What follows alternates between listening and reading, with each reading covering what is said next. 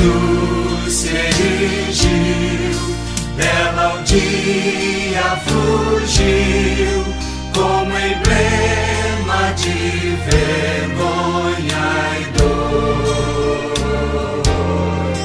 Mas contemplo essa cruz, porque nela Jesus deu a vida por mim, pecador.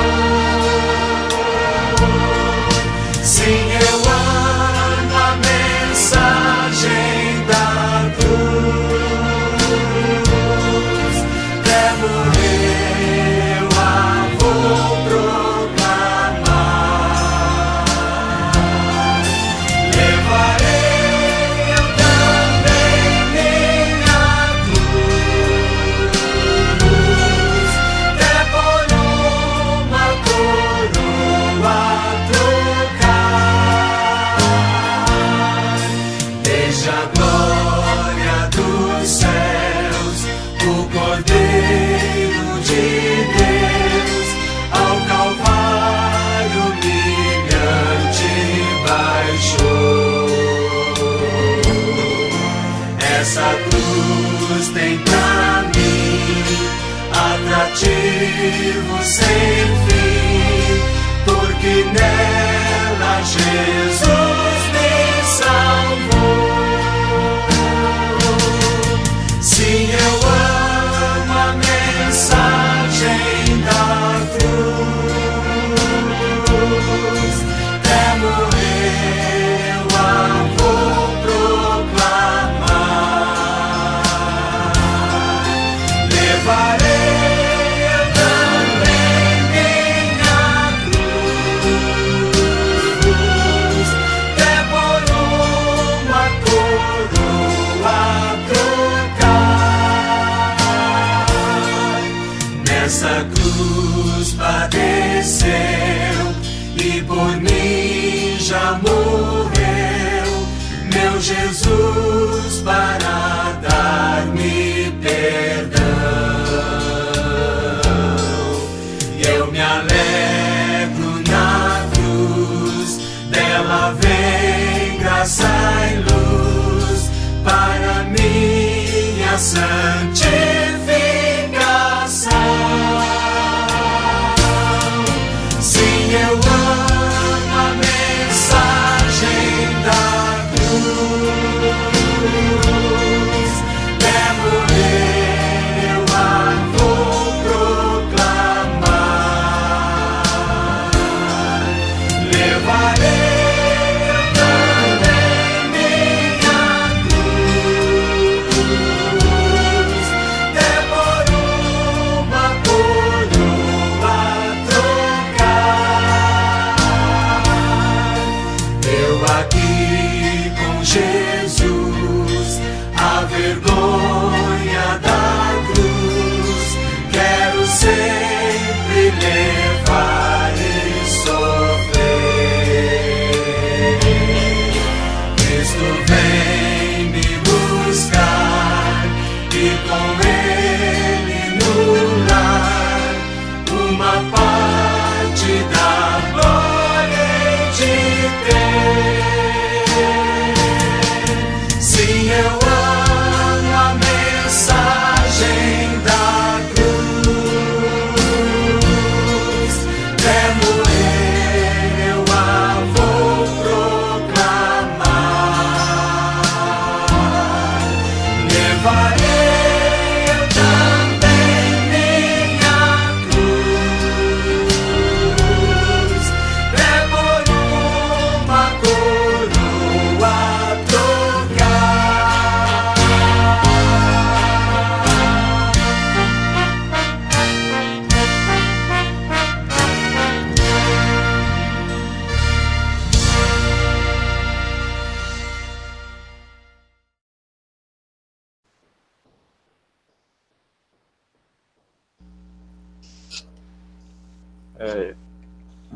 Já estamos com 19 pessoas logadas, né? Vamos dar início ao nosso culto, né? Vamos iniciar com a oração. Né? Oremos. Pai amado, nós te damos graças, Senhor, por tudo que tu tem feito em nossas vidas. Ó Pai amado, porque até aqui tu tem nos ajudado, nos protegido, ó Pai, nos guardado. Pai amado, obrigado, ó Pai, por cada pessoa que já entrou nessa sala, Senhor, para este culto hoje à noite. Que nós juntos possamos, ó Pai, te louvar, te engrandecer, te bendizer, pois bem sabemos que só tu és merecedor de toda a honra, de toda a glória e de todo o poder, Senhor. Nós sabemos que só a ti nós devemos render todos os nossos louvores. Seja conosco, seja com o pastor Saul, ó Pai, seja também com aqueles irmãos que ainda vão entrar nesta noite, Senhor, nesta reunião. Que nós possamos aprender mais e mais de ti, para que assim nós possamos, ó Pai, colocar, ó Pai, a tua palavra em prática em nossa vida. Pai, seja conosco, é isso que nós te pedimos, recebe os nossos louvores, em nome do Senhor Jesus. Amém. As paz para quem já chegou, para quem está chegando. Muito bom rever os irmãos, né? Amém. Manevinha, né? Tia Cal, por aí já. Que nós possamos a cada dia, né? Voltar ao convívio dos irmãos, né? No novo normal, né? Como o pessoal diz, né? Se é novo, não é normal, né? Vamos ter que nos adaptando, né? Ter que estarmos mudando algumas coisas, mas que rogamos ao nosso Deus que logo, logo nós possamos estar juntos novamente, né? Presencialmente, louvando e engrandecendo ao nosso Deus. A paz, Larissa. Boa noite. Boa noite. Amém. Mais um culto de doutrina, né? Que os irmãos sejam bem-vindos, que nós possamos, né, atentos, né, ouvir o que o Senhor tem para nos ensinar nessa noite. Né? Eu não combinei não, mas eu vou perguntar se Kaliane pode cantar um hino nesta noite. Posso sim. Posso. Amém. Vamos cantar o hino 177, Firme nas Promessas, tá? Firme nas promessas do meu Salvador, cantarei louvores ao meu Criador. Teu amor, firme nas promessas de Jesus. Firme, firme, firme nas promessas de Jesus, meu mestre. Firme, firme, sim, firme nas promessas de Jesus. Firme nas promessas hei de trabalhar, tendo o verbo eterno sempre a me amparar. Mesmo em tempestade vou sem vacilar, firme nas promessas de Jesus. Firme, firme, firme nas promessas de Jesus, meu mestre. Firme, firme, sim, firme nas promessas de Jesus. Firme nas promessas sempre vejo assim, purificação no sangue para mim, plena liberdade já desfruto enfim, firme nas promessas de Jesus. Firme, firme, firme nas promessas de Jesus, meu mestre. Firme, firme,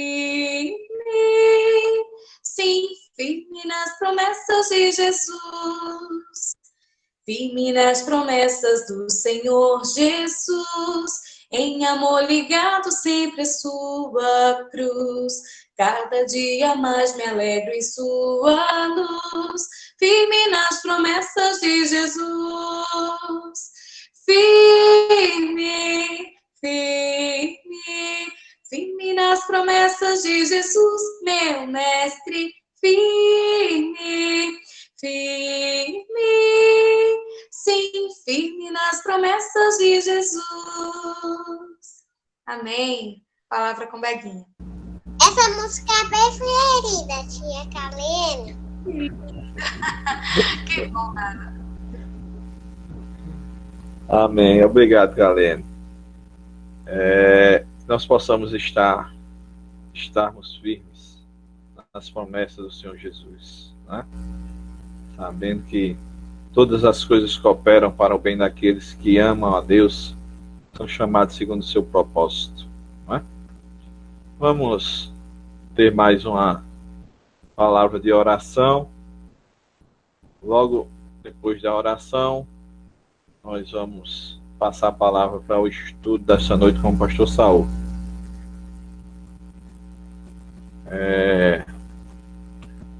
Tia Cal pode fazer a oração, tia?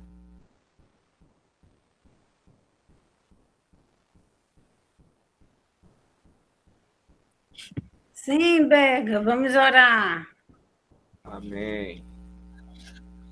Senhor nosso Deus e Pai, queremos te render graças ao Senhor por estarmos unidos, ligados num único propósito, ligados numa só vontade de aprender mais da tua palavra, de glorificar o teu nome, de fazer aquilo que te apraz. Muito obrigada, Senhor Jesus, por cada participante do culto, pelo mensageiro, pastor Saul. Obrigada, Pai, pela vida de Beguinha, dos dirigentes, e que tu possas abençoar todo o teu povo na face da terra, que tu possas derramar da tua graça, da tua unção, para que possamos bem saber nos portar e viver para a honra e glória do teu santo nome, te rendendo graça em todos os momentos das nossas vidas. Obrigada por tudo, nos perdoa as nossas falhas, as nossas negligências, e que tu possas, ó Pai amado, achar em nós verdadeiros adoradores do teu nome, da tua palavra. Te agradeço por tudo, em nome de Jesus. Amém.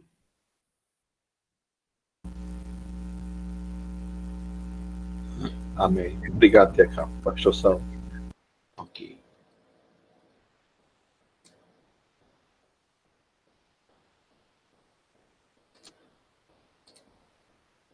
Amados, que a graça e a paz do Senhor Jesus esteja com todos nesta ocasião. Esta semana, irmãos, foi uma semana bem puxada, também algumas bênçãos recebidas também. E no final do trabalho de hoje, nas considerações, faremos menção dos acontecidos da semana. Eu queria só que os irmãos, por gentileza, me informassem se está aparecendo aí a tela. Tá sim. Está aparecendo? Uma tela branca? Tá sim. Tá Não sim, a vi. tela branca. Tá, beleza. Sim, Ok. está sim.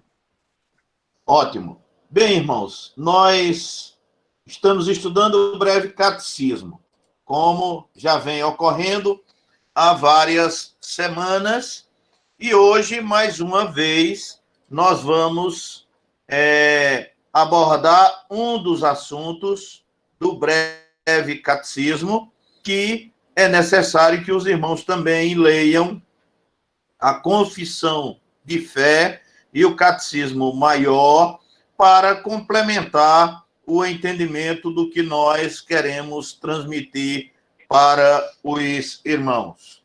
Hoje nós vamos tratar a respeito de mais um pacto, que é o pacto da graça. Esse é o tema que vamos tratar no dia de hoje, sendo também um tema um tanto quanto polêmico, por algumas razões vinculadas à graça propriamente dito, não é que muitos querem fazer por merecer, embora a graça seja favor não merecido, conforme o próprio nome já significa. O texto que nós vamos ler, irmãos, encontra-se em 2ª Carta a Timóteo, capítulo 1, os versos de 9 a 11. 2ª Carta a Timóteo, capítulo 1, versos 19 e 11.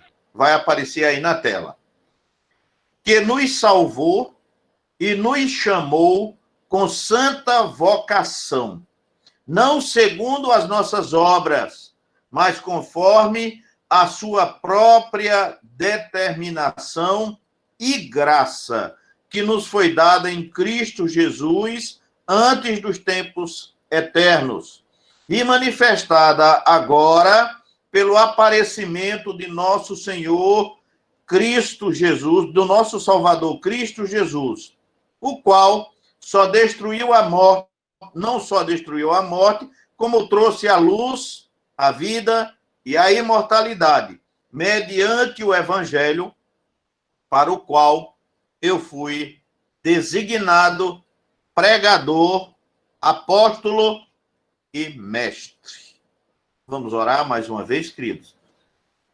Nosso Deus e Pai, nós te louvamos e agradecemos por mais uma oportunidade que tu nos concede, Senhor, de mesmo virtualmente estarmos estudando a tua palavra.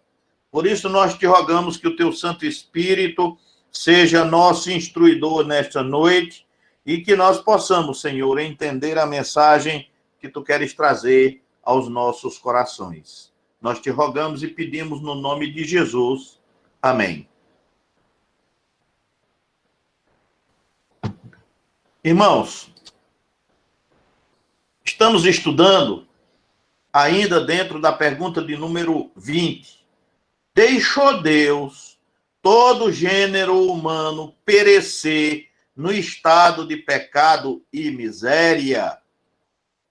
E a resposta, tendo Deus, unicamente pela sua vontade, desde toda a eternidade, escolhido alguns para a vida eterna, entrou com eles em um pacto de graça, para os livrar do estado de pecado e miséria e trazer a um estado de salvação por meio de um Redentor.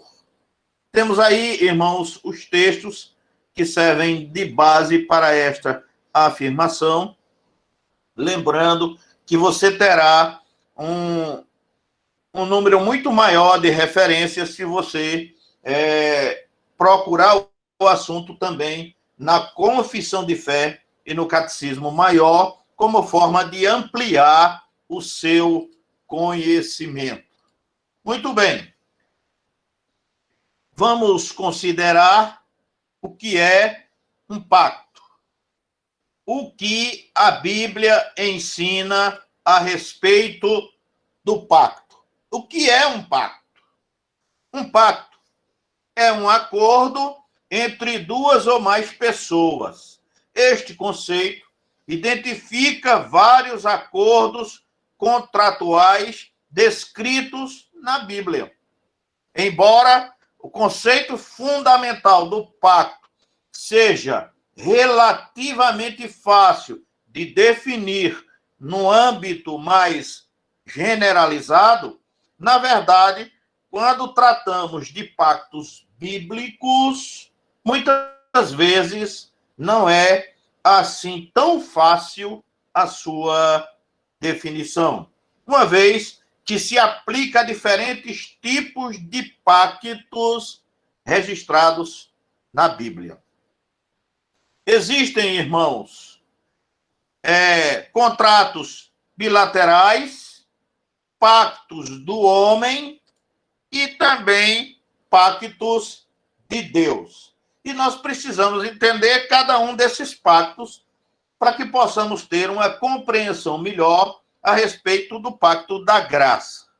Existem na Bíblia convênios bilaterais, ou entre duas partes mutuamente acordadas, como, por exemplo, o pacto de Abraão com Abimeleque, que está registrado já em Gênesis, no capítulo 21 e no verso de número 27. Também podemos citar aqui, como exemplo de um pacto bilateral, o pacto entre Davi e Jônatan, registrado em 1 Samuel, no capítulo 20, nos versos 8 e também no verso de número 18. Muitos outros exemplos de pactos bilaterais poderiam ser trazidos aqui nesta ocasião. Mas com esses dois exemplos, é claro que a palavra pacto pode representar um pacto entre duas ou mais pessoas. Estes exemplos, acho que já são mais do que suficientes para nós termos essa compreensão. A Bíblia expõe o tratamento de Deus ao homem como uma obra externa do seu eterno conselho, através da qual ele e a Trindade, por assim dizer, Pai, Filho e Espírito Santo, eles se uniram para redimir os eleitos. Isto é o que chamamos de o pacto da redenção. Diz o texto: tendo Deus escolhido alguns para a vida eterna, entrou com eles em um pacto de graça. Esse estudo, irmãos, trata sobre este pacto da graça, embora faremos uma abordagem mais ampla para nossa compreensão. Mas o assunto específico do estudo de hoje é o pacto da graça, sendo este pacto uma doutrina preciosa, muitíssimo confortadora. Os líderes da reforma reconheceram a sua importância. E um certo Ursino incluiu-a no seu catecismo, que diz assim, pergunta do catecismo de Ursino: qual é a única consolação, tanto na vida como na morte? E a resposta é a seguinte: é que, em seu infinito amor e imutável bondade, Deus me incluiu no seu pacto de graça.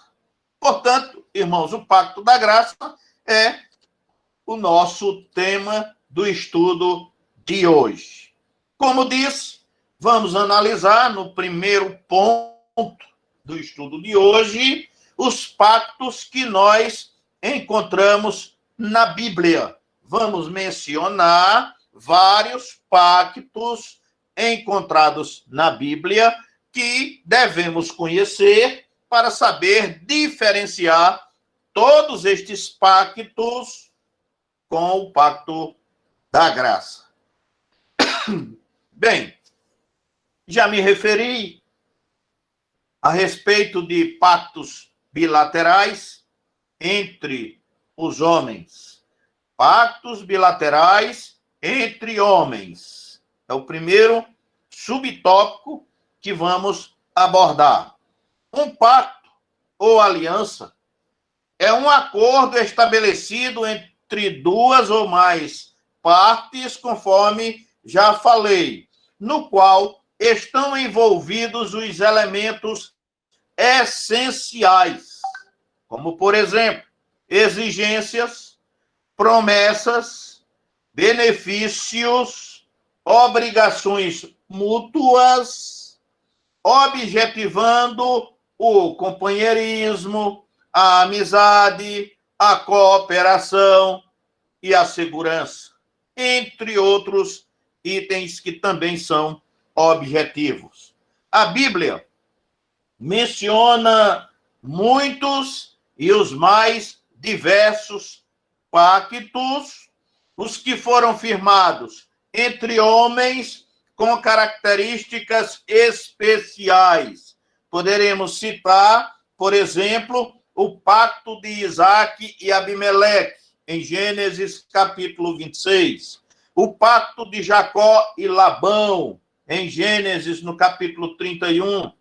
Conforme conhecemos a história de Jacó, e Labão não cumpriu o acordo e deu a Jacó a filha mais velha, quando ele havia negociado para receber a filha mais nova.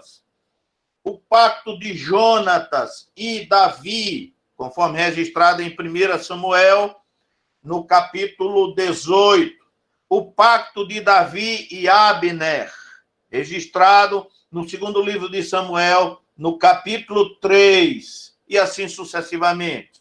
Inúmeros outros pactos bilaterais poderiam ser citados aqui, mas estes que foram citados já são mais do que suficiente para nós firmarmos o nosso conhecimento dos pactos bilaterais em que as duas partes estão coobrigadas e as duas partes livremente acordaram. Temos agora o pacto dos homens com Deus.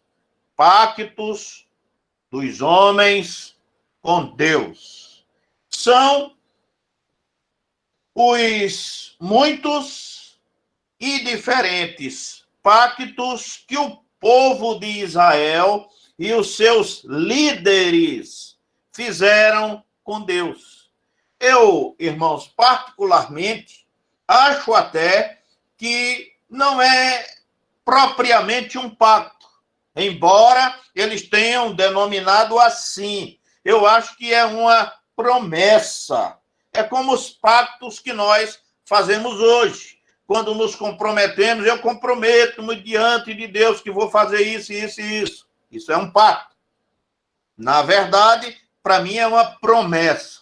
Sou eu que estou tendo a iniciativa. Então, o pacto dos homens com Deus é este tipo de relação que eu estou querendo discutir. Bem, nós temos, por exemplo, a promessa de Josué. A promessa de Josué, claro que ocorreu naqueles dias, e nos dias de Josué, o povo disse, o povo se comprometeu, conforme Josué, capítulo 24, verso 24. Ao Senhor nosso Deus serviremos e obedeceremos a sua voz. Este é o chamado pacto ou a promessa de Josué, que na verdade não é Josué que está prometendo, é o povo que está prometendo. Nos dias de Josué, sob a liderança de Josué. Vou ler mais uma vez. Ao Senhor nosso Deus serviremos e obedeceremos a sua voz. Temos também, para não ficar só em um exemplo, vou dar mais um. Temos a promessa de Josias, que também é uma promessa, um pacto, um compromisso. E o texto diz assim, segundo o livro de Reis, capítulo 23 e o verso 3. O rei Josias fez uma aliança ante o Senhor para o seguirem, guardarem os seus mandamentos de todo coração. Então, temos aqui dois exemplos desse tipo de pacto, de promessa, que é uma que ocorreu no tempo de Josué e a outra que ocorreu agora nos tempos de Josias. Bem, nestes casos, não há um acordo propriamente dito, senão uma solene promessa de devoção a Deus e de obediência aos seus mandamentos. É semelhante as perguntas que nós respondemos quando vamos ser batizados ou quando vamos assumir algum ofício na igreja. Nós faremos e fazemos ali uma promessa. Então, esse pacto é enquadrado no pacto dos homens com Deus, segundo o estudo teológico. Porém, eu particularmente vejo como uma promessa da parte do homem. Terceiro, pactos de Deus com o homem. Agora, sim, são os pactos que foram feitos por Deus com o homem, que também não tem a participação do homem. Não sei se nós podemos chamar de um pacto, mas é uma ordenança de Deus para o homem. Mas são pactos conforme estão redigidos em termos teológicos. Pacto de Deus com os homens. Como nos pactos dos homens com Deus, nestes de Deus com os homens, também não há acordo. Deus não faz acordo com o homem. Ele somente condescende em fazer-lhe certas promessas soberanamente. Mas as condições do pacto não são colocadas pelo homem. Se fosse, irmãos, hoje, na nossa jurisdição atual, vigente, nós diríamos que o pacto de Deus com o homem é um pacto unilateral. A vontade é de Deus. Não tem colocado neste acordo a vontade do homem. O homem não pode colocar nenhuma cláusula neste acordo. Ele é um acordo de Deus. E aí nós temos pelo menos dois pactos que são o pacto das obras e o pacto da graça. Muito bem. O pacto de vida ou o pacto das obras foi uma promessa de vida, conforme encontramos em Gênesis, no capítulo 2, versos de número 15, verso de número 16. E não vamos nos alongar mais nesta observação, porque esse assunto já foi estudado no estudo de número 8, quando estudamos o pacto das obras. Por isso mesmo, vamos nos prender ao pacto da graça, porque é esse o assunto que nós vamos estudar hoje. O pacto da graça é uma promessa maravilhosa de graça, de salvação e de amizade de Deus com o homem. Por isso, irmãos, nós vamos nos alongar um pouquinho antes de entrar no segundo ponto do estudo de hoje. O pacto da graça, a rigor, são aliás, me perdoe aqui que eu me confundi aqui. O pacto da graça, a rigor, são apenas estes os pactos de Deus. Os que fez com Noé, conforme Gênesis capítulo 9, fez com Abraão em Gênesis no capítulo 17, com Moisés, conforme Deuteronômio 29, com Davi, conforme 2 Samuel, capítulo 23 e verso de número 5. Foram administrações diferentes do mesmo pacto da graça. O que eu quero dizer com isso, irmãos, é que o pacto de Deus, o pacto da graça, ele é um só, e em diferentes épocas ele foi administrado por diferentes pessoas. Foi administrado por Noé, por Abraão, por Moisés, por Davi. Este é um pacto único com administração diferente. Neste sentido, João Calvino, nas Institutas, o Tratado de de religião cristã, ele diz assim, nas Institutas, Calvino: o pacto feito com os pais difere do pacto somente no que diz respeito à sua administração. Vou ler de novo, viu? Essa frase é de Calvino. O pacto feito com os pais difere do nosso pacto somente no que diz respeito à sua administração. João Calvino, nas Institutas. Em seguida, ao nascimento de João Batista, que foi o precursor de Jesus, Zacarias cantou. E neste cântico, ele encerra verdades extraordinárias. Diz ele: bendito seja o Senhor, Deus de Israel, porque visitou e redimiu o seu povo, como prometera desde a antiguidade, para usar de misericórdia e lembrar-se da sua aliança e do juramento que fez ao nosso pai Abraão.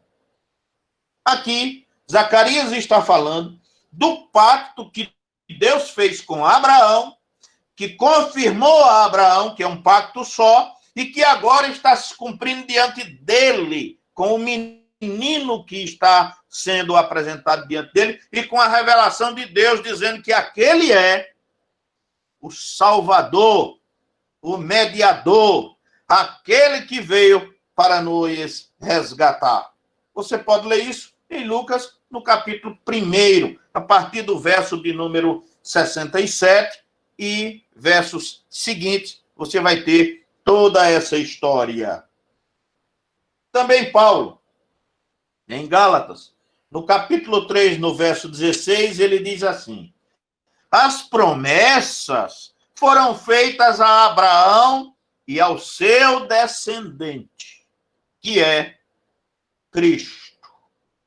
Foram feitas a Cristo primeiramente, antes dos tempos eternos, diz Tito, no capítulo 1, versos 1 e 2. Foram prenunciadas pela primeira vez, logo após a entrada do pecado no mundo, conforme Gênesis, capítulo 3, e verso de número 15. Foram reveladas aos pais ou ancestrais de Israel progressivamente, até se cumprirem em Cristo, e então foram proclamadas por Cristo e seus discípulos. Isso é o que nos diz Tito, no capítulo 1, versos 2 e 3. O pacto da graça, irmãos, tem outros nomes no Novo Testamento. Por exemplo, pode ser tratado, e quando é tratado, superior aliança, está falando do pacto da graça, superior ao pacto das obras, evidentemente, porque suas promessas são melhores, conforme diz o escritor de Hebreus, no capítulo de número 8. Também é chamada de segunda aliança, porque mesmo tendo sido feita antes dos tempos eternos, foi executada posteriormente, conforme Hebreus, capítulo 8, e verso de número 7. Eu estou dando as referências, irmãos, porque estou acreditando que os irmãos estão aí com caneta e lápis na mão, anotando essas referências para examinarem posteriormente. E, finalmente, também a aliança da graça, ou pacto da graça, também é chamado de nova aliança, porque administrada de maneira diferente, conforme Hebreus 8, Lucas 22 e primeira carta de Paulo aos Coríntios, capítulo 11, a partir do verso de número 23. Bem, encerrado as considerações desse primeiro ponto, nós vamos adentrar ao segundo, que também não é novidade para os irmãos. Vamos tratar agora sobre os elementos do pacto da graça. Já estudamos isto no estudo de número 8, quando estudamos o pacto das obras. Apenas pequenas diferenças nos seus aspectos essenciais. Bem, os elementos do aspecto da graça. Muito bem. Há em todo pacto, ou em todo contrato, todo acordo, há elementos essenciais nos contratos que não podem deixar de fazer parte. Há pelo menos 3 grupos de dados que não podem faltar. Partes contratantes, os benefícios e também as obrigações. Todo contrato, ele tem benefícios, mas ele tem também uma contrapartida de obrigações. E nos pactos de Deus não é diferente. Também tem obrigações do homem. Embora seja o pacto da graça, ele também vai exigir do homem algumas coisas, conforme nós vamos ver. Muito bem. Então, primeiro aspecto, vamos considerar as partes contratantes. E aqui nós vamos particularizar o contrato ou o pacto da graça. Os seus elementos essenciais estão aí. As partes, os celebrantes, Deus o Pai, Deus o Filho e os escolhidos. São estas as personalidades que estão envolvidas, por assim dizer, no pacto da graça. Bem, as partes contratantes. De um lado, Deus, o Pai, do outro, Cristo e os eleitos por ele representados. Olha a figura representativa. Os escolhidos participam do contrato? Sim, representados por Cristo, por Deus o Filho, assim como os homens, de um modo geral, no pacto das obras, estavam também lá representados por Adão. Então, no pacto das obras, o homem estava representado por Adão. E agora, o pacto da graça, os escolhidos estão representados por Cristo. Observe que o segundo pacto não é com todos os homens, é com os eleitos, conforme estudamos na semana passada. É com os escolhidos. Argumenta-se que o pacto das obras foi feito com Adão e toda a humanidade potencialmente presente nele. O pacto da graça foi feito com Cristo e os eleitos potencialmente estão representados nele. Em 1 Coríntios, no capítulo 15, versos 45 até o verso 47, Paulo contrasta o primeiro homem, Adão, e o segundo homem, ou último Adão, que é Jesus Cristo. Este não poderia ser chamado segundo homem, ou segundo Adão, senão neste sentido federal representativo. Então, é neste sentido representativo que ele é chamado de segundo Adão. Podemos ver 1 Coríntios, capítulo 15, verso 21, 22, Romanos, capítulo 5, verso 17. Além disso, está escrito que a graça nos foi dada em Cristo Jesus antes dos tempos eternos. E Paulo cita isso pelo menos 2 vezes em 2ª carta a Timóteo, no capítulo 1, verso 9, em Efésios, capítulo 6, capítulo 1, versos 6 e 7. Bem, segundo elemento deste contrato são as promessas. são as promessas. Muito bem. Está clara em passagens como Gênesis 17, Jeremias 31, 38, Ezequiel capítulo 37. Basicamente, a promessa é: eu serei o seu Deus e eles serão o meu povo. Certamente, isso inclui bênçãos materiais, inclui justificação, inclui perdão, adoção, vida eterna, o dom do Espírito Santo para aplicação plena de todas as bênçãos da salvação e, finalmente, a glorificação final e eterna dos eleitos, conforme Ezequiel no capítulo 37, Gálatas no capítulo 4 e Tito no capítulo de número 3. E mais um elemento está aqui colocado, que são as exigências. Ah, pastor, e tem exigências no pacto da graça? Tem. Todos os pactos de Deus têm as suas exigências. E o pacto da graça também.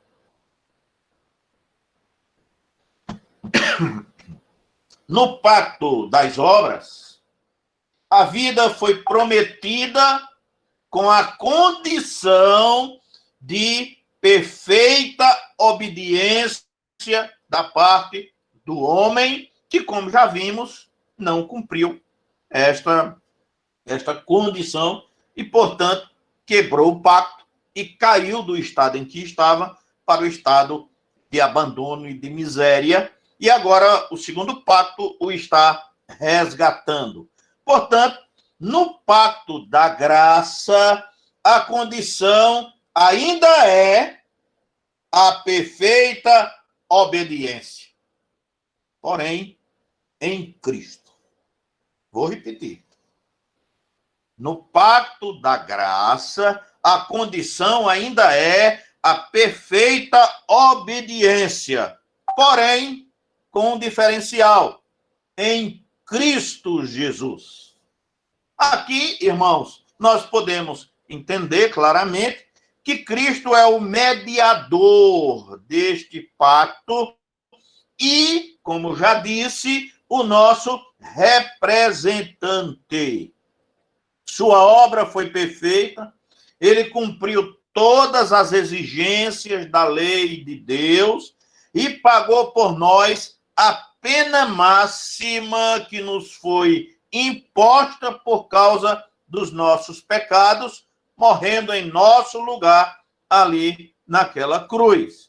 Razão pela qual ele justifica e absolve o pecador e o faz filho de Deus, santifica-o e depois ainda glorifica-o. Isto não significa que esse pacto nada exige do homem.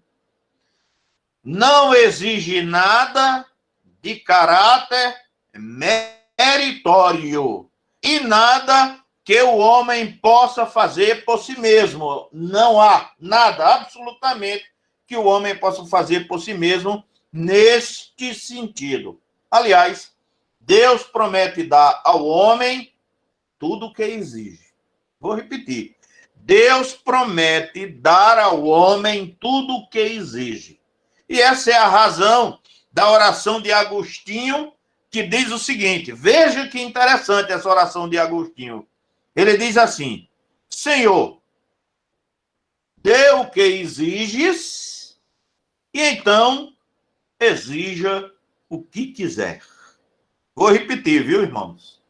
Agostinho orou a Deus dizendo assim: Senhor, dê o que exiges, e então exija o que quiser. Com isso, ele está querendo nos dizer que tudo que é exigido de nós, e é exigido no pacto da graça, ele nos dá. Fé e obediência, por exemplo. Não é? Em síntese, Deus exige duas coisas dos que estão pactuados com ele: a fé para aceitar o pacto e suas promessas, e a obediência. Esta só é possível em Cristo.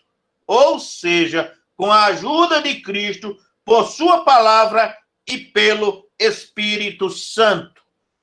Leia, por exemplo, 2 Coríntios, capítulo 5, verso 17, Gálatas, capítulo 5, verso 22, 2 Timóteo, capítulo 3, versos 16 e 17.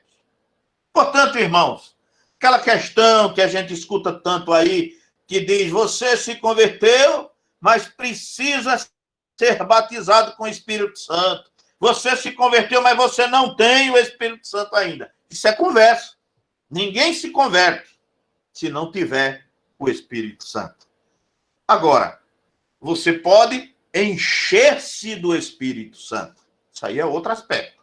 Mas dizer que você é convertido e não tem o Espírito Santo, não tem nenhum sentido esta afirmação. Muito bem. Aqui nós finalizamos também o segundo ponto e adentramos ao terceiro ponto, o desenvolvimento do pacto de Deus. Como eu disse, irmãos, o pacto de Deus é um só. É um só. Porém, ele se desenrolou de forma progressiva. Os planos de Deus não chegaram para nós encomendados e prontos. Deus não estendeu a mão e disse, tá aí o livro com tudo que eu quero. Não, não foi assim. Essa revelação foi progressiva e levou milhares de anos, né? Pelo menos 1.600 anos para nós termos a Bíblia completa, não é? Então, ele foi progressivo. E vamos analisar um pouco desse pacto progressivo. Mais uma vez, eu vou dar as citações para que os irmãos que quiserem anotarem e depois lerem.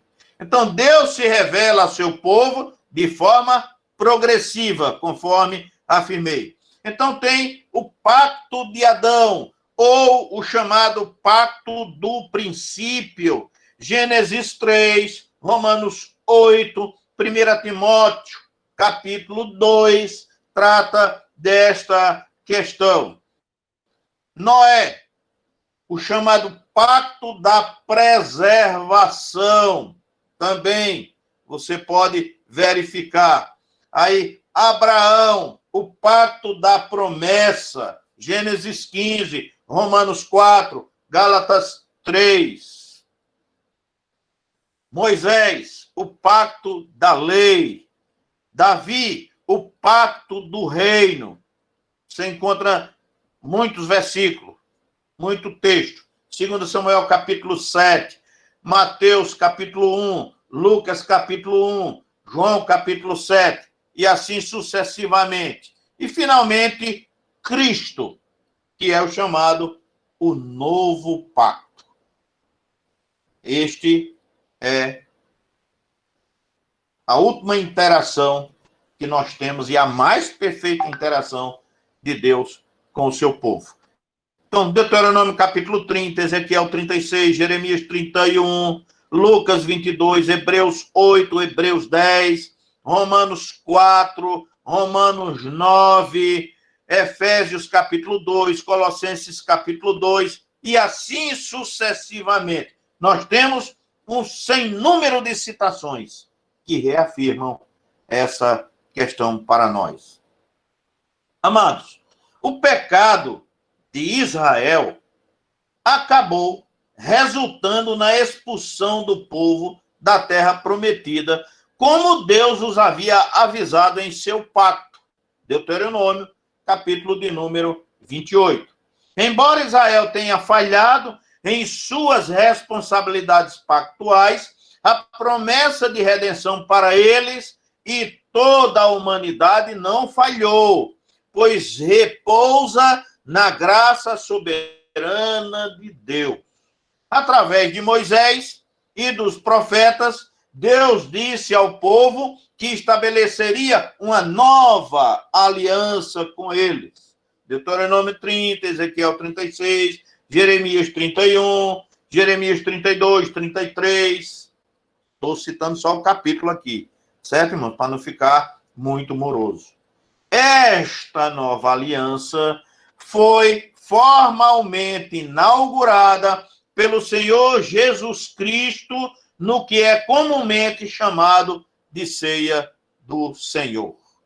Cada pacto sucessivo com Adão, Noé, Abraão, Moisés, Davi, encontra sua realização na nova aliança, dentro e através de Jesus Cristo, como demonstrado nas referências do Novo Testamento, sob cada um dos títulos acima aos quais me referi, inclusive no item anterior.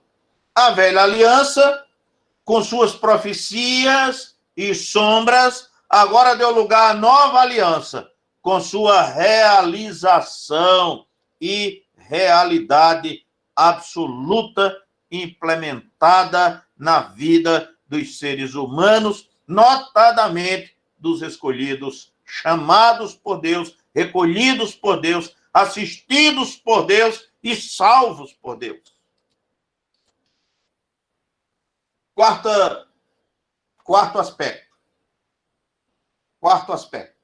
Encerramos o terceiro aspecto, vamos entrar no quarto aspecto. Vou procurar ser breve, irmãos, mas não vou deixar passar os itens que a gente precisa ver, né? Então, a unidade do povo de Deus. É sabido, todo mundo conhece, que o povo de Israel sempre se julgou superior, né? Para eles, o Deus de Israel era só de Israel. E o primeiro problema que a igreja enfrentou, que teve que reunir pela primeira vez um concílio, foi exatamente por essa questão, não é? Que havia uma resistência em agregar os gentios à igreja, porque os próprios discípulos, ou parte deles, ainda tinha a perspectiva de que Deus era somente para o judeu. Mas o pacto não diz isso. O pacto diz outra coisa. E ele fala da unidade do povo de Deus. E é isso que nós vamos considerar, né? Primeiro aspecto, o povo unificado de Deus. Deus não tem dois povos. Deus não tem nações. Deus tem hoje filhos de todas as nações, de todos os lugares, somente um povo, que é o povo eleito, que é o povo escolhido. Não há nenhum privilégio, irmãos, para o judeu. Hoje nós vemos até crente querendo ser judeu, né? Fazendo de tudo para ser judeu, para ser reconhecido como judeu, porque acha que isso dá uma condição diferenciada para ele. Não dá. Não dá. Pela Bíblia não dá. Deus hoje tem um povo único e ponto final. Esse é o contexto, né? O povo unificado de Deus. Muito bem.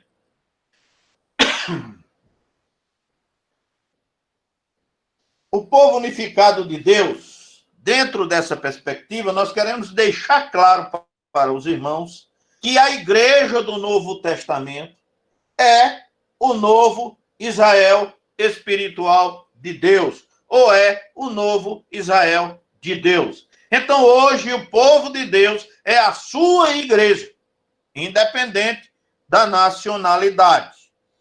O povo de Deus, primeiro item que está aí colocado. O povo de Deus agora consiste, irmãos, tanto de judeus quanto de gentios. Então, não há nenhuma distinção entre o judeu e o gentio. Claro que gentio é todo aquele que não é judeu. Quem não nasceu em Israel é gentio dentro dessa perspectiva. Entretanto, não há nenhuma distinção, nenhuma diferença. Isso quem nos assegura é Paulo, no capítulo 9, verso 24 da carta de Romanos, no capítulo 11, versos de 1 a 32, Paulo precisava deixar isso claro para os romanos. Efésios, capítulo 3, versos de 1 a 11. Portanto, Deus tem um povo só. E esse povo hoje está representado pela sua igreja. Segundo, a posição do judeu. O judeu não está em uma posição melhor diante de Deus hoje, nem jamais estará em uma posição melhor do que os gentios. Porque hoje há um único povo de Deus, que é a sua igreja, que seja de judeus ou de gentios. Também Paulo nos fala isso na carta aos Romanos, capítulo 3, capítulo 9, versos 13 em diante. Portanto, queridos, o muro de separação foi derrubado. O antigo muro de separação entre judeus e gentios de Deus foi completamente derrotado em Cristo para nunca mais ser construído. Portanto, este muro foi derrubado definitivamente, conforme Paulo, na carta aos Efésios, no capítulo 2, nos versos de 14 a 18. Também se fala a respeito do novo homem.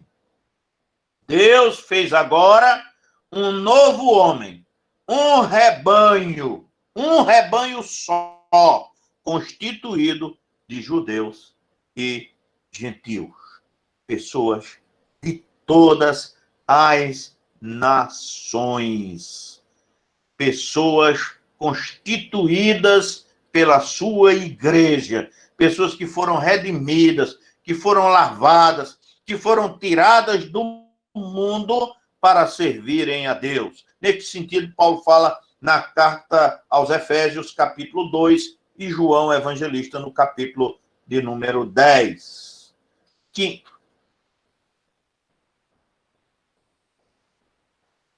a igreja, desculpe, irmãos, a igreja e Abraão, o povo de Deus. O povo de Deus na igreja do Novo Testamento é agora a semente de Abraão. Então, a semente de Abraão são todos aqueles que hoje depositam e têm fé em Jesus Cristo como Senhor e como Salvador. E, finalmente, consideremos o ponto a respeito da circuncisão. O povo de Deus, na igreja do Novo Testamento, recebeu a circuncisão espiritual prometida, que também tipificou todos os verdadeiros crentes do Antigo Testamento, e é corretamente chamada de verdadeira circuncisão, conforme Deuteronômio capítulo 30, Ezequiel 36, Filipenses 3, Romanos 2, Gálatas capítulo de número 6. Finalmente, o status do povo de Deus. O Israel de Deus, como a gente às vezes até escuta por aí, né? Então, o povo de Deus na igreja do Novo Testamento recebeu o mesmo título, o mesmo status dados à nação de Israel no pacto e lá do Antigo Testamento. Portanto, não há nenhuma diferenciação hoje. E nós somos chamados de o Israel de Deus. 1 Pedro capítulo 2, Êxodo 19, Deuteronômio 7, Colossenses capítulo de número 2. Também trata dessa questão. Bem, também as promessas estão unificadas. Promessas unificadas de Deus. A igreja do Novo Testamento desfruta as mesmas promessas dadas ao povo de Israel. A promessa da aliança dada a Israel é cumprida na igreja do Novo Testamento em Cristo Jesus, o nosso Senhor, conforme Jeremias 31, conforme Lucas capítulo de número 22. Segunda questão, a promessa do reino. As promessas do reino dada a Israel são cumpridas na igreja do Novo Testamento. O tabernáculo de Davi está agora restaurado, conforme Amós, capítulo 9, conforme Atos, capítulo 15. O trono de Davi está agora ocupado por Cristo, conforme 2 Samuel, capítulo 7, Salmo 89, Atos, capítulo de número 2.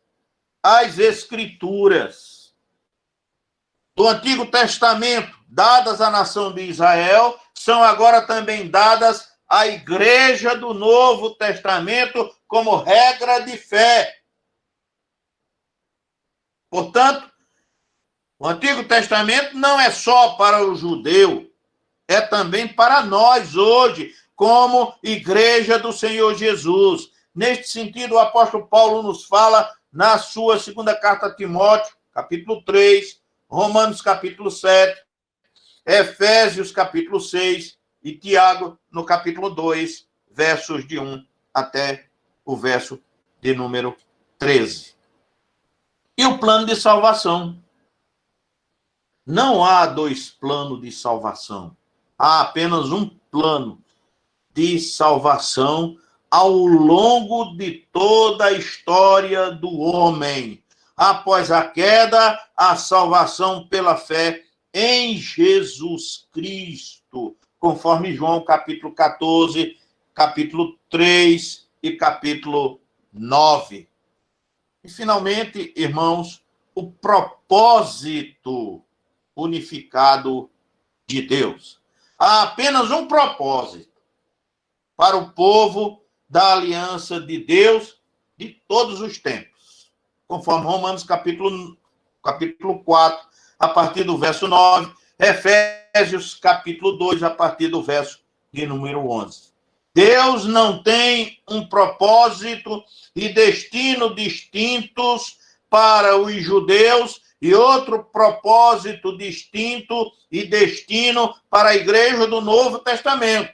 Ao invés disso, desde a queda do homem, Deus ordenou todas as coisas à luz do seu único propósito de resgatar um único povo da aliança para si mesmo, de cada tribo, nação, povo e língua.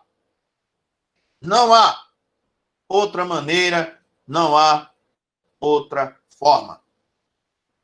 E eu quero terminar, irmãos, o estudo de hoje com um texto que está aí para você, né? Que é um comentário de Joel Beck, no seu livro Os Puritanos e a Reforma Espiritual, citando Thomas Boston. Então, Becker diz o seguinte, acompanha aí comigo.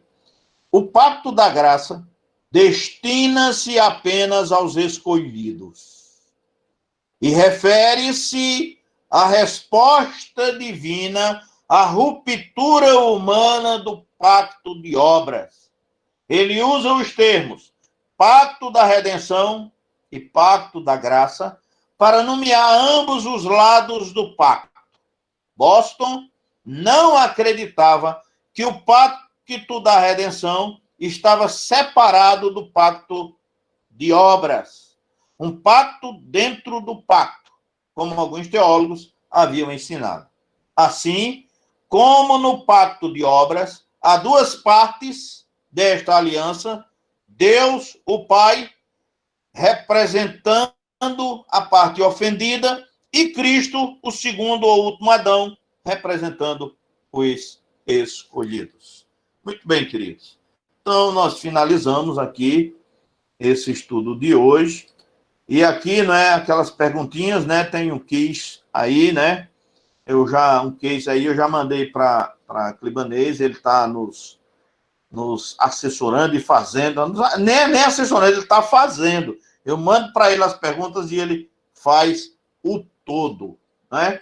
E terminamos o estudo de hoje e estamos aqui à disposição. Queremos voltar ainda, Beguinha, para os avisos. Não sei se você quer que dê logo, né? Mas vamos orar e eu vou passar para a Beguinha e ele vai definir aí a ordem que teremos no restante do trabalho. Vamos orar, queridos? Nosso Deus e Pai, nós te louvamos, Senhor, mais uma vez, neste dia. Pedimos a tua bênção para nós, neste momento, e que, Senhor, os teus servos tenham compreendido a mensagem que tu querias trazer aos nossos corações nesta ocasião. Abençoa os teus servos, nós pedimos no nome de Jesus. Amém. Amém. Só saber dos irmãos se alguém quer fazer alguma pergunta, ficou com alguma dúvida, queira esclarecer. Se algum irmão tem alguma pergunta, pode ir. Depois, Beguinho, eu queria fazer algumas considerações, tá certo? E alguns avisos. Alguém tem alguma pergunta, quer fazer algum comentário? Coisa boa. Sinal que todo mundo entendeu, né, pastor? É isso. Eu espero. O estudo foi excelente, muito claro. Muito claro mesmo. Deus sempre abençoando o pastor e usando só para edificação nossa, crescimento. Muito bom, pastor. Amém. Amém, irmão.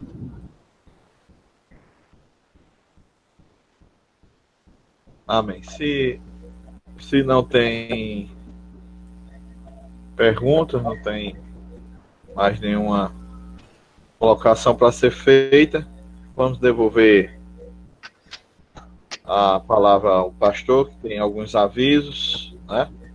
Isso. Quando ele diz que é bênção, né, pastor? Tem que compartilhar, né? É verdade. Fica à vontade. Amém. Irmãos, eu queria, em primeiro lugar, dizer que eu disponibilizei um vídeo de um missionário que está com a Covid, está em tratamento, está numa situação difícil, ele aí mesmo gravou. Então, um pastor me mandou pedindo orações. Então, eu divulguei com os irmãos aí, pedindo para que estejam orando por este irmão. O nome dele está lá no vídeo, mas é Wesley Ricardo Santos. Ele está com Covid, está num estado grave. E eu peço aos irmãos que orem por ele. Até coloquei o vídeo lá com o relato dele mesmo, né? Mas o que eu queria dizer, irmãos, é que nós tivemos visita da Junta de Missões e fomos para Sapé no sábado. Aliás, na segunda-feira fomos para Sapé. Segunda? Acho que foi. Enfim. Aí fomos para Sapé e assistimos o culto lá com os irmãos. E é um projeto lá chamado Mão na Massa e a igreja está quase pronta naquela localidade. Também a Junta de Missões atendeu a nossa solicitação e por mais um ano liberou a manutenção do trabalho de esperança. Também liberou uma verba de 60 mil reais para que a gente comece a construção do Templo de Esperança. E também estão decididos, é o que me pareceu, a também abraçar o projeto de São Sebastião de Lagoa de Roça, também construindo lá um templo. O Ulisses estava conosco, o Ulisses sabe disso melhor, porque até conversaram melhor com o Ulisses nesse aspecto, que era o obreiro do campo, e nós fizemos questão de deixar os obreiros de cada campo resolver e conversar e expor as dificuldades que eles mesmos conhecem. Tivemos com Arival Dias Casimiro, com João e também com André, lá de São Paulo, e nós estivemos em São Sebastião do Lagoa de Roça, estivemos em Esperança e estivemos também em Boa Vista. Eles vieram ver o que tinha a se fazer, não é? Nos passaram algumas instruções e se mostraram, assim, dispostos a manter uma parceria conosco para nos ajudar nas construções desses templos. É o seguinte, irmãos, a questão é a seguinte, tem muito crente rico lá em São Paulo e naquela região. Né? Para você ter uma ideia, ele mostrou um telefonema lá para a gente, uma pessoa doando esses 60 mil para esse templo. Uma pessoa só doou 60 mil reais. Né? Então, assim, são pessoas que têm salários e rendas altíssimas e que, para eles, por exemplo, 60 mil é como se fosse R$ 1.000, R$ 100 para alguns. Não é? E aí eles fazem questão, eles querem ajudar, estão ajudando. E assim, sem burocracia, né? Sem burocracia. Esse trabalho não é nem da Junta de Missões Nacionais, embora o Arival seja o presidente da Junta de Missões Nacionais, mas esse trabalho é um trabalho da Junta de Missões da igreja dele, em Pinheiros, não é? É a igreja de Pinheiros e a igreja que Hernandes Dias Lopes é pastor auxiliar. Então, Hernandes Dias Lopes é pastor auxiliar de Arival Cassimiro, que foi ele que esteve aqui. Eu tenho um relacionamento com Arival porque nós fizemos o curso de teologia juntos, em 1982. Nós estudamos na mesma turma, inclusive moramos no mesmo quarto, por assim dizer, né? Quando eu fui para o seminário, era um quarto grande, eram 6 pessoas, 6 estudantes que moravam no mesmo quarto. Eu era um, ele também era um dos que morava nesse mesmo aposento, por assim dizer. Então, nós temos uma aproximação por conta desse relacionamento anterior. Também trabalhamos enquanto seminarista aqui no interior da Paraíba, como, por exemplo, em Camalaú, né? Nós trabalhamos em Camalaú, ele trouxe até um exemplo lá de Zé Mineiro, que era o dono da casa lá e da congregação da gente, do prédio da congregação da gente pregava, né? Muito bem. Aconteceu, eu vou até contar isso aí, viu, irmãos? Uma coisa bem característica. Quando nós chegamos lá, seminarista, o sacerdote ficou brabo e proibiu o povo de ir, fez aquela confusão e ameaçou, né? Aí, quando foi na hora do culto, o seu Zé Mineiro entrou com um trabuco desse tamanho. Pode começar a falar aí, eu quero ver quem é que vem. Botou o trabuco na porta, sabe? Então, tem essas coisas assim, né? Ele gostava do evangelho, mas era sangue no olho, como diz a história, né? Armou o 38 lá, disse, eu quero ver. Pode, eu garanto a segurança de vocês, pode pregar. Aí ele lembrou dessa história. Muito bem. Então, vamos estar orando e vendo os projetos que nós tivemos. Eles me disseram que os projetos que nós tivéssemos, mostrássemos a viabilidade que eles estão dispostos a nos ajudarem, né? Estou pensando também em algo para Barra de Santa Rosa. Se nós tivéssemos já o terreno, já teríamos conseguido verba para isso, acredito, né? Mas vamos ver com os irmãos lá, ver o que a gente faz para conseguir um terreno. Essa era a consideração que eu tinha a fazer a respeito desse trabalho, né? E também queria falar a respeito do culto, do domingo. Nós já temos 15 pessoas inscritas para o culto da manhã, não é? Pedimos aos irmãos que quem se inscreveu para o culto da noite não se inscreva para o culto da manhã. Tivemos muitos irmãos que se inscreveram. Nós não vamos considerar, não é? Porque você não pode se inscrever para os 2 cultos. O objetivo é que você venha e dê a oportunidade para outros virem também, não é? Se houver sobra de vagas, nós vamos entrar em contato e vamos chamar os irmãos que tiverem interesse em vir. Mas não se inscreva nos 2, porque você atrapalha a nossa pesquisa. A nossa irmã Aline tem feito um trabalho muito bom com isso, não é? Com essa relação. E eu vou pedir a ela para que, a partir da próxima semana, a gente já coloque os 2 programas para os 2 cultos. Mas quero lembrar os irmãos, nós vamos colocar lá em letras garrafais, culto das 9 horas e o culto das 18 horas. Só se inscreva em um, né? Desta vez, nós vamos tentar conciliar quem vinha à noite quer vir pela manhã, e quem não se inscreveu e queria vir pela noite, a gente vai fazer essa conciliação. mas na próxima semana nós não queremos esse trabalho extra. Porém, há um aspecto. Nós perguntamos quem estava disposto a trabalhar na segurança. 14 pessoas nos deram o nome. 14 irmãos estavam interessados e disseram que iam trabalhar na segurança do culto e também na higienização dos ambientes. Mas só chegaram 6. Dos 14, só chegaram 6. E agora, irmãos, com 2 cultos, nós vamos precisar de mais gente, que nós vamos precisar de uma equipe de manhã e de uma equipe à noite. Então, se nós conseguirmos formar a equipe de trabalho, nós vamos fazer os 2 cultos. Agora, se não conseguirmos, paciência, não é? Porque precisamos disso. Nós estamos observando todo o protocolo. E para observar o protocolo, nós precisamos de pessoas que estejam envolvidas nessa questão. Portanto, quem desejar trabalhar nestas equipes, por favor, nos informe, não é? Ou a mim, ou a Evanilson, dizendo do seu interesse, e a gente vai passar as instruções de como o trabalho deve ser feito. Então, eram essas considerações que eu queria fazer, para que nós, no próximo domingo, tenhamos 2 cultos. Então, teremos um culto às 9 horas da manhã e um culto às 18. Esse culto será transmitido, todos os 2. O de 9 horas será transmitido, os das 18 horas também. Então, nós precisamos da equipe de transmissão também.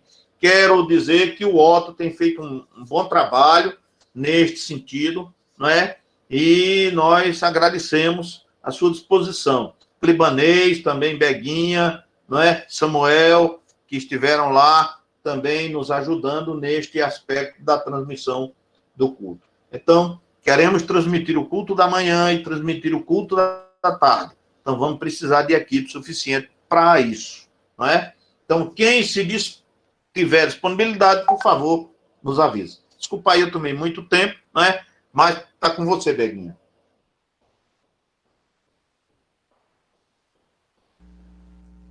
Amém. Né? Deus abençoe todos os projetos, né? Que abençoe também a Igreja de Pinheiros, né? Nós possamos estar sempre lembrando em oração por esses irmãos, né? Amém. Como todos os avisos já foram dados, peço também que orem pelo pastor Darquinho. Ele não está com Covid, não, viu? Eu vou explicar, viu? A oração. Ele teve contato com uma família que teve Covid e por isso ele está se resguardando, né? Ele vai ficar em quarentena porque teve contato, ele ficou sabendo depois. Então ele não vai pregar no próximo domingo na igreja, né? E nós possamos estar orando que ele não, mesmo tendo contato com essa família, não tenha sido infectado por esse vírus, né? Posso abençoar também o pastor Davi, que vai pregar, substituir o pastor Darquinho, né? Estou falando aqui, não pedi nem permissão ao pastor Davi, né? Ele tinha falado em particular, né? Mas que Deus possa estar abençoando também a igreja lá do pastor Darquinho, pastor Davi e todos os trabalhos de nossas igrejas. Vamos orar. Peço ao pastor Davi que possa orar, encerrando o trabalho. Graças a Deus.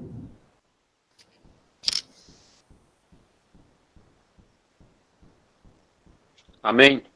O pastor Saúl ia falar alguma coisa ou não? Não, eu quero só pedir que também ore por mim, viu? Que essa semana a aglomeração foi meio grande, sabe?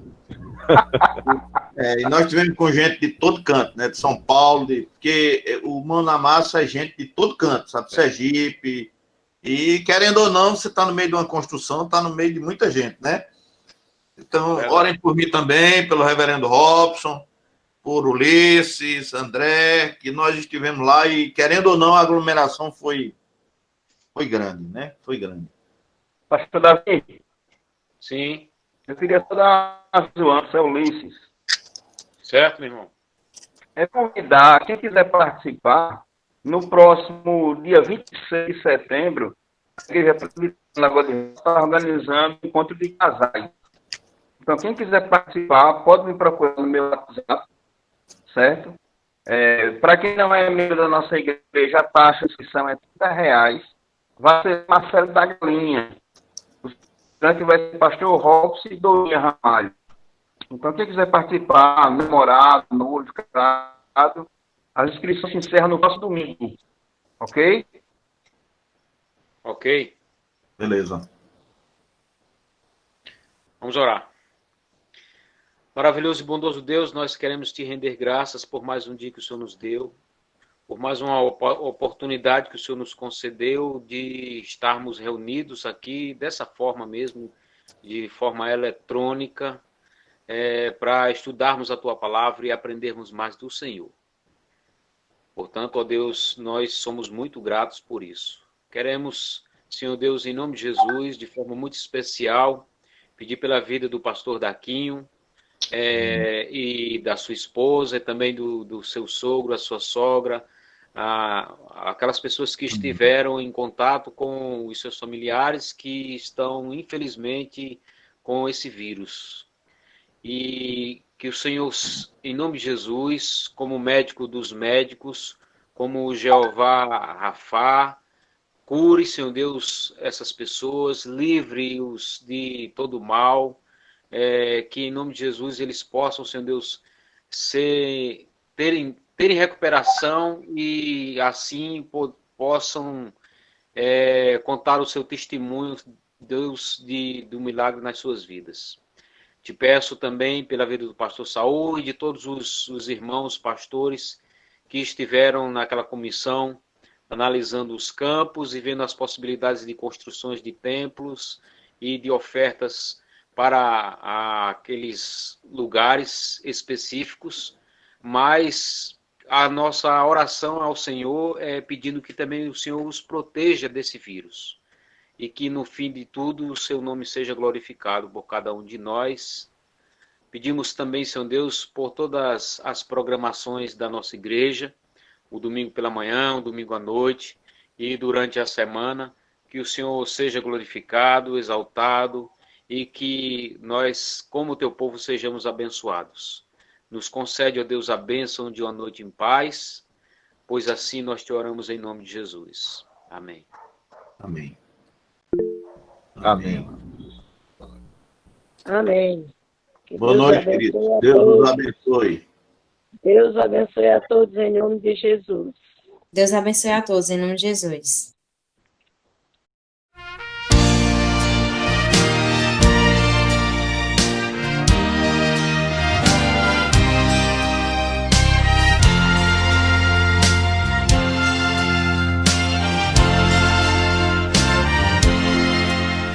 De cruz se erigiu, dela o dia fugiu, como emblema de vergonha e dor.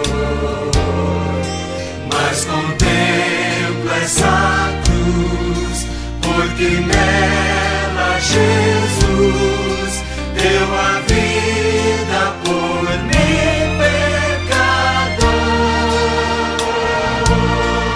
Sim, eu amo a mensagem da cruz. Levo eu a vou proclamar. Levarei eu também minha cruz, até por uma coroa trocar. Desde a glória dos céus, o Cordeiro de Deus, ao Calvário humilhante baixou. Essa cruz tem pra mim atrativo sem fim, porque nela Jesus me salvou.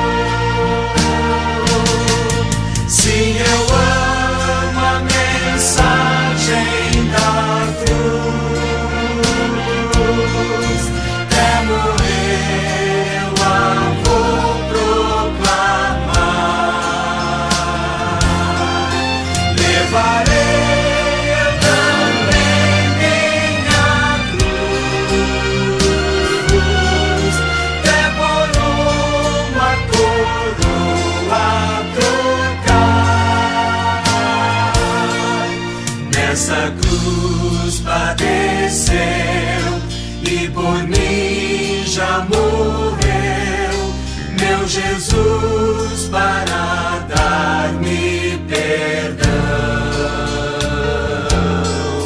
E eu me alegro na cruz, dela vem graça e luz para minha santificação. Sim, eu amo a mensagem da cruz, levo nele, eu a vou proclamar. Levarei eu também minha cruz, por uma coroa trocar. Eu aqui com Jesus, a vergonha da cruz, quero sempre levar e sofrer. Cristo vem